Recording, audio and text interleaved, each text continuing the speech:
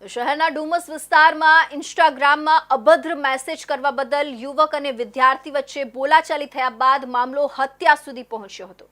એક સગીર વિદ્યાર્થીએ ચપ્પુનો ઘા મારી યુવકની હત્યા નિપજાવી હતી।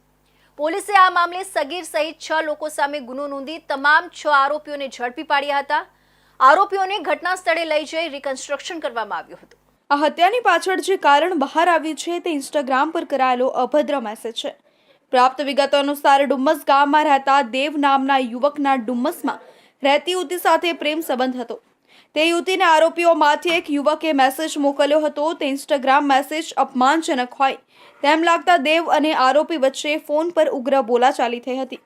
વાત એટલી વધી ગઈ કે આરોપીઓએ દેવને ડુમ્મસના લંગર સર્કલ પાસે મળવા બોલાવ્યા હતા। બોલાવ્યા પછી દેવ સ્ટીવન અને તેમના બીજા 2 મિત્ર સાથે પહોંચ્યો હતો। ત્યાં જ આરોપીઓ જેમાં 16 વર્ષીય સગીર સહિત 6 શખ્સો સામેલ હતા તેઓ અને દેવ વચ્ચે ઝપાઝપી થઈ હતી। ઝઘડો હાથાપાઈમાં ફેરવાયો હતો। આ સમયે સગીર આરોપીઓએ પોતાની પાસે રહેલો ચપ્પુ કાઢી સ્ટીવનના ગળામાં ઊંડો ઘા માર્યો હતો। ઘા એટલો ઘાતક હતો કે ચપ્પુ 2 ઇંચ અંદર ઘૂસી ગયું હતું। પરિણામે લોહી વહી જતા સ્ટીવનને ગંભીર ઈજા પહોંચી અને હોસ્પિટલમાં તેનું મોત નીપજ્યું હતું। હત્યાની ઘટનાથી ડુમ્મસ વિસ્તારમાં ભારે ચકચાર વ્યાપી ગઈ છે।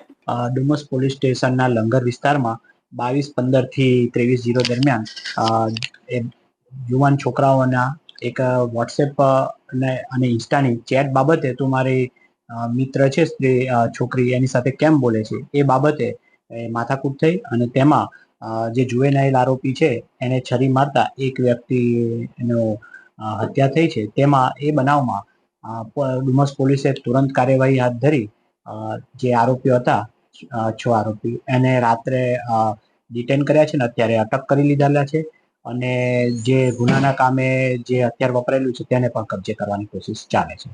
મૃતક હતો એનો મિત્ર જે છે એને બીજી એક છોકરી સાથે પ્રેમ સંબંધ હતો એટલે હાય હેલો કરતો હતો અને પેલો એને ભય માનતી હતી એટલે કે તું કેમ એની જોડે સાથે મેસેજ કરે છે એ બાબતે એકબીજાને ઓળખતા નહોતા પણ વોટ્સએપ પર ઇન્સ્ટાના મેસેજ પર વાત થઈ એટલે કે તું કોણ છું કે તું આવી જા એ રીતે આ બનાવ બનેલો છે। યુવકની હત્યા થતા તેના પરિવારજનો શોકમાં ગરકાવ છે અને સમગ્ર સમાજમાં ગુસ્સો ફાટી નીકળ્યો છે। પોલીસ તાત્કાલિક ઘટના સ્થળે દોડી ગઈ હતી અને સ્ટીવનના મૃતદેહને પોસ્ટમોર્ટમ માટે ખસેડવામાં આવ્યો હતો। હત્યારાઓ રાત્રિના સમયે પાર્ટી કરવા બેઠા હતા અને એક હત્યારાએ ફોન પર યુવકને ગાળો આપી હતી જેના કારણે મામલો હત્યા સુધી પહોંચ્યો હોવાની સ્થાનિકોમાં ચર્ચા હતી।